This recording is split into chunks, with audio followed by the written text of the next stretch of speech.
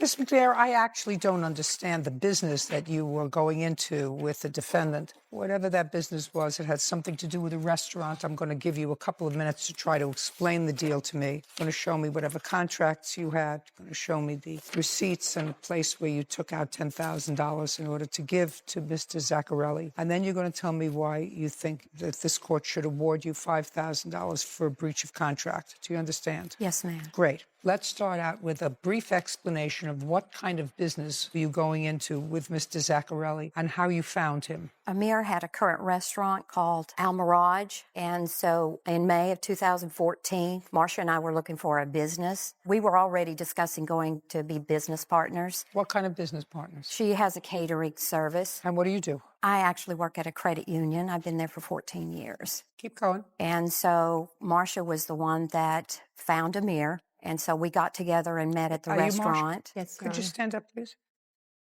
We met at the restaurant in May. Well, what were you going to do in the restaurant? He has a restaurant. He said he needed a business partner. He had contacted Marcia, said he had lost his business partner, and that he needed another business partner. What did he need a business partner for? What were you going to do? He's got a restaurant. What were the two of you going to do in the business? I was going to use it, Your Honor, to cater out of. So you were going to use the kitchen to cater out of? Yes, ma'am. Okay. And what were you going to do? I was going to be in partners with Marcia for the restaurant business. I had been doing catering with her for the last 4 years. So what you're saying is you were going to be using his facility to cater, send out food. Yes, ma'am. And it was also going to be the restaurant business also, not just the catering. Well, how were you going to divide up with him? Was he going to remain in the business? That's originally what we thought was going to happen. He was going to be in the business. He had a hookah bar. He had... Can I speak, Your Honor? Our original plan was to have a catering. I had a catering business. I was looking to expand it and have a big kitchen. But once we got there and seen his big restaurant, he has a patio, all the equipment that he have, and then what he put on paper, that what we could do as partners, we thought, oh, wow, this is awesome. Let's go into partnership and have a full-fledged restaurant. Okay, this is what we need to do. This is what we need to buy. So then that's when he starts saying, well, I need this amount of money. Well, where's the contract? This was our mutual agreement. Is it signed by all of you? It is signed.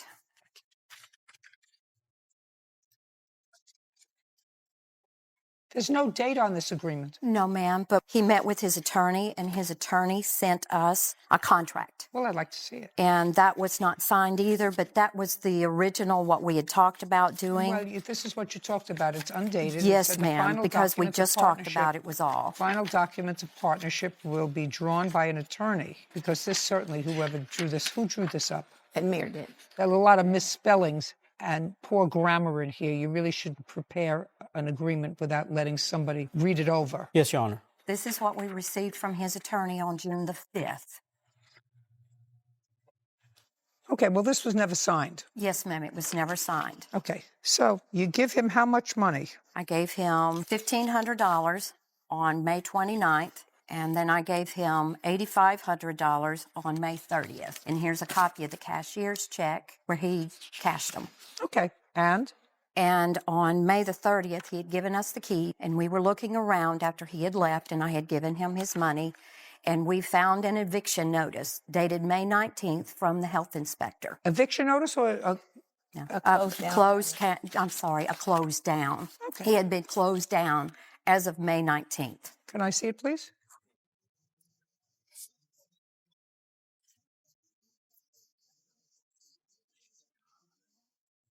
Well, when you received, Mr. Zaccarelli, this notice, and there was no follow-up date, because on the violation it says, due to the repeated violations causing gross unsanitary conditions and posing potential imminent threat to public health, your permit to operate a food establishment anywhere in the Waco County Public Health District is permanently revoked for a minimum of 1 year.